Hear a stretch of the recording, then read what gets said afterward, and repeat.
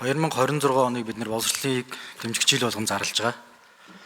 Үүнтэй холбогдлолтой тодорхой одоо бас төсвийн хэлэлцүүлгүүд дээр бусад хэлэлцүүлгүүд дээр бид нэр яг юуг шийдэж чадах вэ гэдэг асуултыг би бас удаадараа асуугаад байгаа.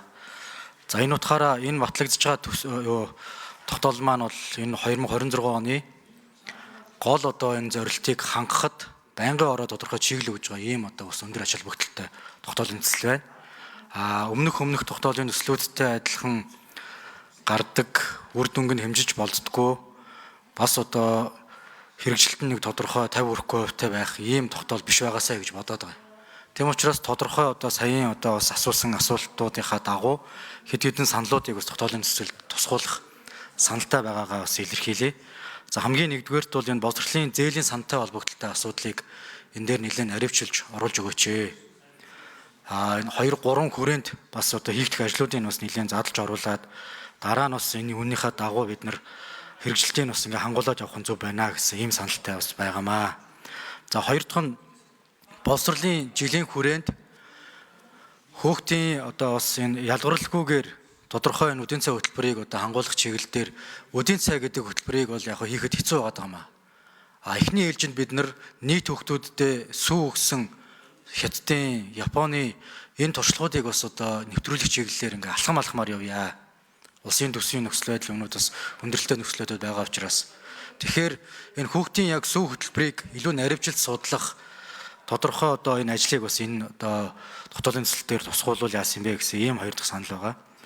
За тэр одоо орчныг сайжруулах менежменттэй холбогдлолтой тэр заалт дээр тэр зуны хугацаанд одоо энэ ихтэй сургуулиудыг болон 10 жилийн сургуулиудыг бас ашиглах чиглэлийн энэ заалтыг хэрэг оруулах боломжтой бол оруулж өгөөч гэсэн.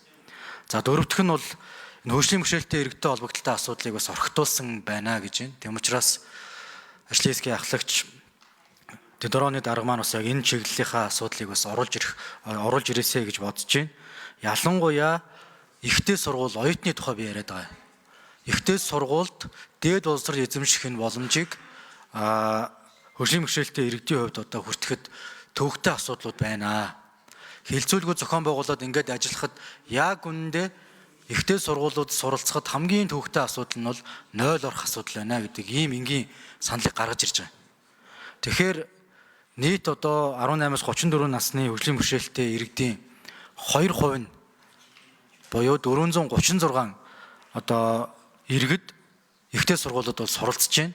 Үлдсэн 98% нь бол гэртээ байгаа асуудлыг бид нэр зайлшгүй анхаарах ёстой. Тэгэхээр энэ ихтэй сургуулийн хүртээмжийг нэмэгдүүлэх, хөгжлийн бэрхшээлтэй иргэдийг ихтэй сургууль суралцах боломжийг бас одоо хангуулах чиглэлээр хувийн туслахын үйлчлэгийг нэмэгдүүлье, сургалтын орчныг сайжруулъя. За тусгай одоо энэ тохируулгуудыг бас хийх, энэ стандартуудыг бас боловсруулъя.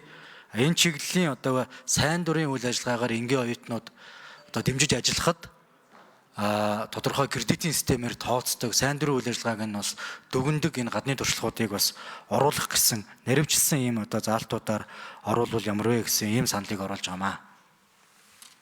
За баярлалаа. За баярлалаа. За Саранчлан гишүүн.